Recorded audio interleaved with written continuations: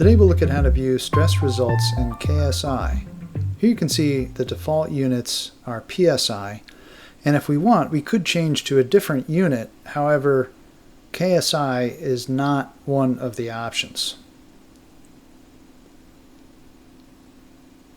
To make it one of the options, we can create a new unit with the Units Manager. Here we'll select the measure as stress,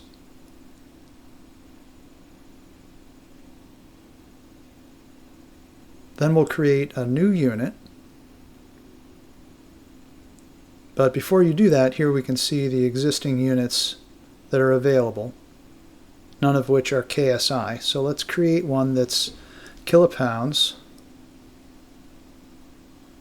force per square inch.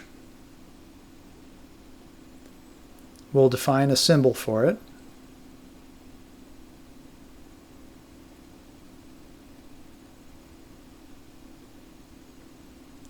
As kip per inch squared, KSI, and then we can give it a description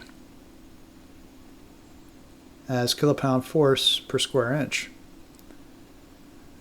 Then to define how that unit is created, we'll just move the decimal place over 3 places for our conversion factor. We'll tell it the unit is English, and if we really like this unit, we can even make it as the preferred data entry unit, and this will make it the default. So now when we go to view our stress results, you can see it automatically is in KSI, and KSI now is available on the units pull down when we edit our result.